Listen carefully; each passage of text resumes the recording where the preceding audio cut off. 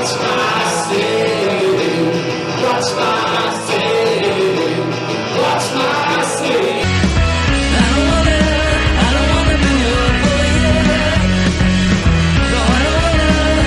morning. Morning. What time is it there? It's about 11:30 a.m. Oh, that's a good time. I'm glad I've had my coffee. Yeah, absolutely. So, you got a nice guitar and some records in the background there. That's good. Next time you're over, come and listen and play. Sweet. Will do. Yeah, we're hoping to get over, of course. I wish you could bring out the album and tour it because it is brilliant. Oh, thank you for that. But there's not anyone more than us that would love to be touring at this point in time. Normally, we would be on the road already. We're around the record, but the world is what it is these days, Yeah, that's right. Now, with the new album, I heard that you started building on this in 2016, but it only has just been released. I know there was last year all the hiccup, but how come it took that long between albums? For many reasons. We probably started writing it in 2014, to be honest. Some of the demos that I sent and what I got of Christian were 2014, early 2015. So it was just being physically separated for the majority of the time was a massive issue in communication.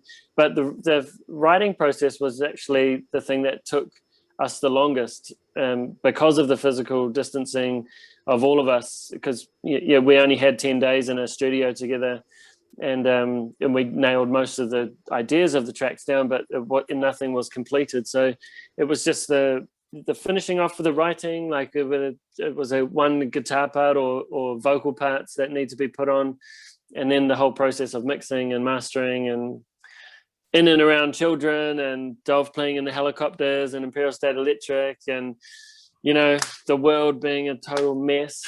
What about you in New Zealand? Me and Ben playing we've done a record as a band called System Corporation, and that's more of a dark pop album, but I just spend most of my time writing and recording at home and flick ideas out, but not really touring or playing regularly. We did one show, but it's more a writing and recording process.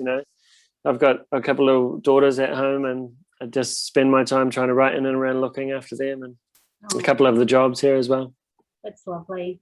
Although the other jobs, I don't like that bit. I hate how talented musicians have to also have another job sometimes. Yeah, I mean, like it's one of the byproducts of the streaming world that we live in. People don't necessarily buy music.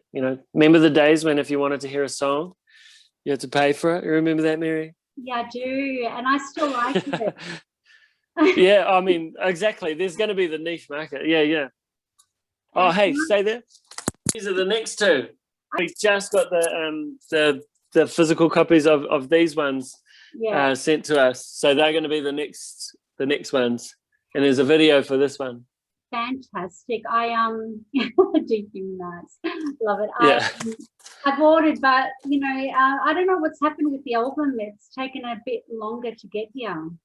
Yeah, there's a little bit of a delay just with postal services, but it will get there.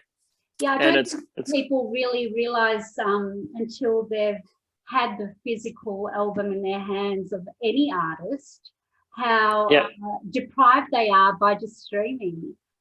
Oh, absolutely, man. Like I got a massive buzz when we saw these in the physical world, and the album we've only seen the CD copies, but we were doing an interview on a local radio station here, and me and Ben saw it for the first time, and it was like a whole 7-year cycle come down, and we were like so happy, like it was a real moment in getting it done.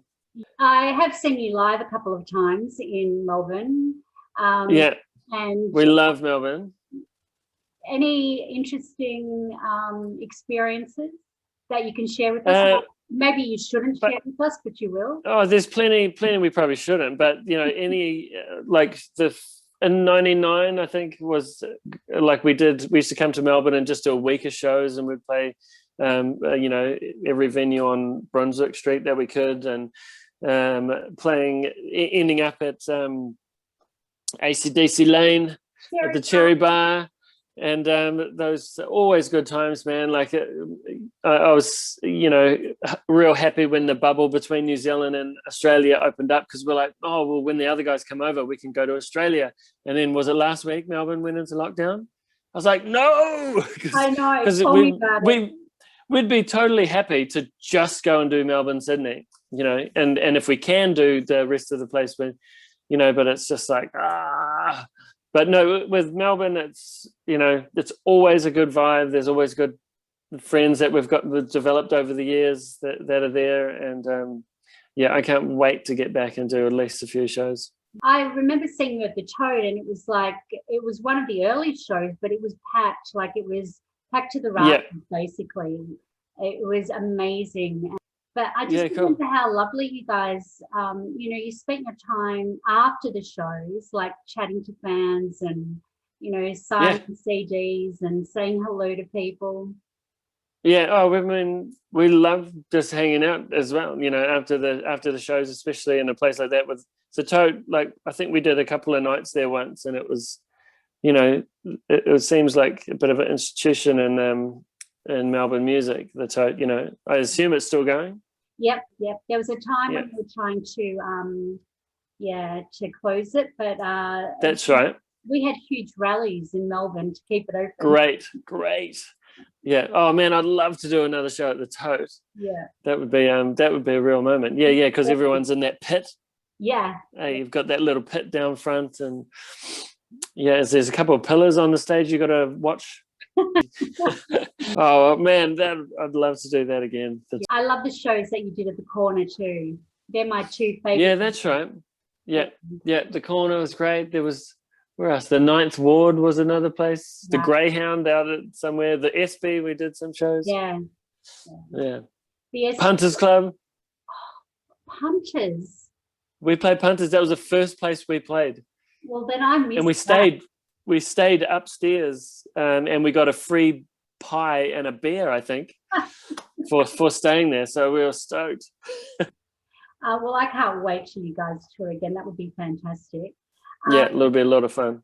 Yeah. With this latest album, were there any more challenging tracks? Absolutely. There's a couple that I wrote that were, almost never ended up on the record. There's a song called Suspicion and a song called In Record Time. And with Suspicion, it originally had a completely different chorus, and the music was completely different, and we just had this verse idea with vocals, but Dov never really was happy with whatever he did for the singing on that. So as it turned out, he had another song that was in exactly the same key, and he sent it to me one day, and he just literally cut and paste a chorus from one of his songs and added it to the verse and riffs of one of my songs.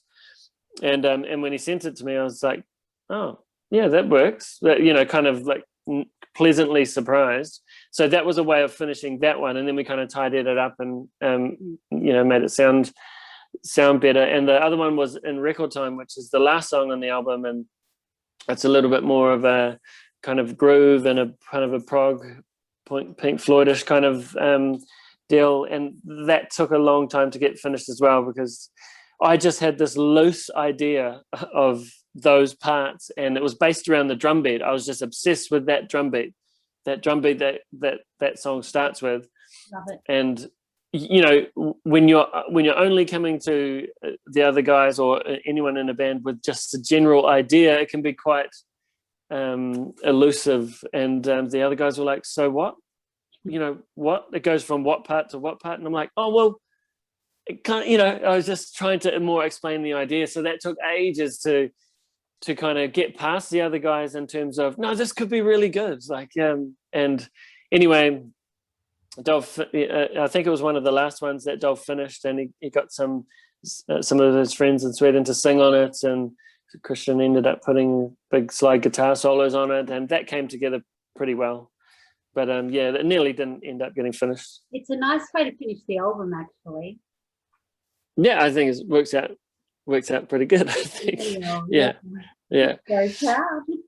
But yeah, no, it's like I honestly am really proud of this record, and there's been so many times in the past 7 years that we all gave up on it.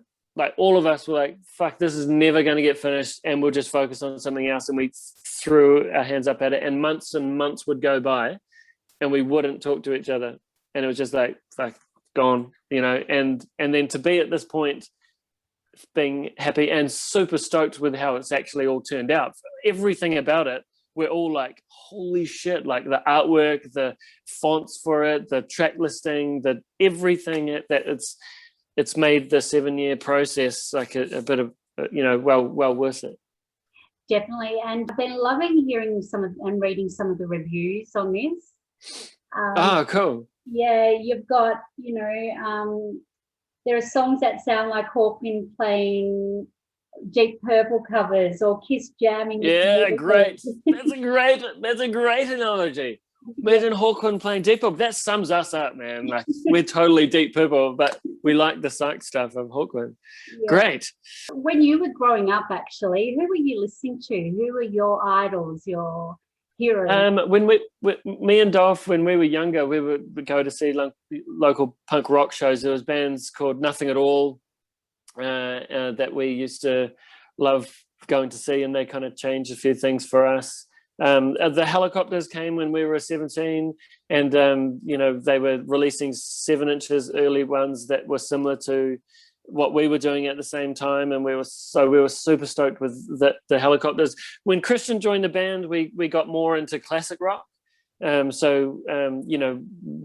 the Ramones and local punk bands, but then Christian was like, check out In Rock by Deep Purple, or Burn by Deep Purple, or everything by Led Zeppelin, and so we kind of ended up doing this kind of classic rock thing, but in like a Ramones style, 2 or 3 minutes tops, like that's us. And then we're out, and then we'll have the odd song that's a bit more self-indulgent, which we've developed over the years. And then, but Christian really introduced us to that kind of, that old school heavy metal.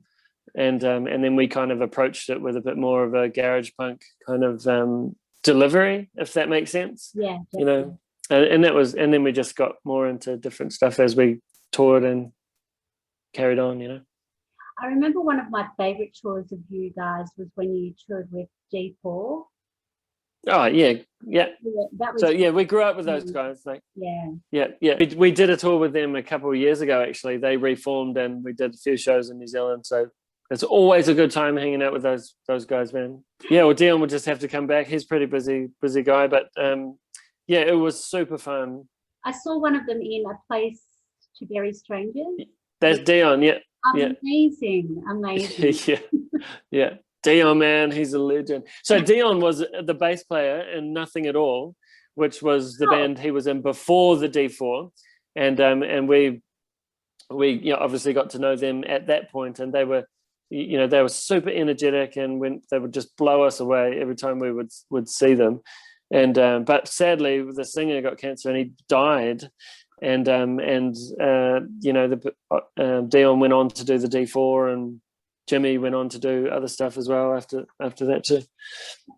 So yeah, so young.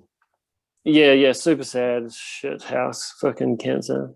The film clip for this is amazing. It's pretty funny, yeah. Yeah, Mark Swedell, he just came to us with an idea. He was like, I'll send you guys a green screen each and a couple of lab coats, and just shoot yourselves and send me the footage. So we have a Zoom meeting on him, and he'd be like, I need this shot, and yeah, we literally shot it all on our phones. And then he just got a couple of actors in London where he was to kind of recreate some of the stock footage that he was using. And it's obviously a funny idea. So but we like that kind of 60s science fiction stuff, Yeah. Just going to ask you two questions that we ask everyone we interview. Yeah, sure. First question is, what is your sound in food form? How would you describe it? In food form? Ooh, a good coconut sago porridge is a good foundation, a good way to start. And then we have like a beef brisket burger with chips and sriracha sauce. And we finish it off with chocolate brownie. That's our entire meal, served with beers and a good soundtrack. That's in one meal. 3 meals, 3-course meal. One sitting. Yeah. And there's a vegetarian option. You could have a jackfruit burger if you're a vegetarian. You don't have to. We can make it vegan. And our last question is, because our magazine's called What's My Scene? What is your scene? My scene would be as much fun as you can possibly have. Really, if you can call that a scene. You can't always get into a place where you can do that, but whatever you're doing, art-wise, whether it's music or stuff like that, for us, it's got to be fun. If I'm going out to do something, it's got to be something I'm really enthusiastic about. So fun and enthusiasm, anything that's involved with, doing stuff for the right reasons and finding ways to make it as fun as possible. I'd say that's a good scene for me to be in. Like, it doesn't matter what you're doing. Like, if you can make a way to have fun, like even going to work, we're doing the same kind of stuff every day, but we try and find ways to make it interesting or to, get pumped about life. Just finding ways to get by. Yeah. Let me ask one last question. You flew on a plane with Lars from Metallica? At one time we did, yeah. He turned up.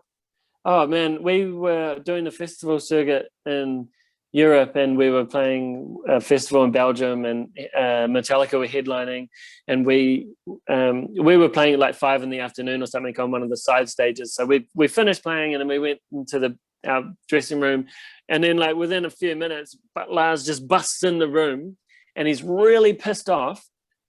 He's like, fuck, and doesn't say hello or anything. And we're like, fuck, it's Lars. Hey, man, what are you doing? He's like, fuck, I'm going to fire my fucking bus driver, man. I'm going to fire him. I told him I had to be here for the motherfucking Dawson show. That's my best Lars impersonation. And we're like, oh, fuck, sorry, man. We just finished playing. He's like, I told him we had to be him. I'm going to fire him. And anyway, the next day we were playing a festival in Norway, or where's he from? Denmark. We were playing in Denmark, and so it's like a 21-hour drive from Belgium to Denmark, and we were like, well, we got to go, man. We can't hang around to watch you guys. And he's like, yes, you can. And we're like, no, we're gonna drive. He's like, no, I got a spot side of stage for the Datsuns, man. I got a spot side of stage.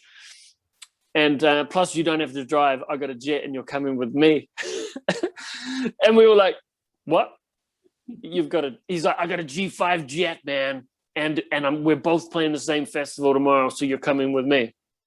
So we were like, "Okay, yeah, sweet, let's go." So we packed up our stuff, and after the Metallica show, he came on our bus, and we pulled up on the runway next to this jet, and then that was it. We got on, and in about 2 hours we were in Denmark hanging out with Lars, and that's how that happened. Fantastic. Thank you for sharing. Yeah. Thank you for your time. Sweet as, Mary. It's good to see you. Hopefully we can be in the same place, same country, same venue sometime soon.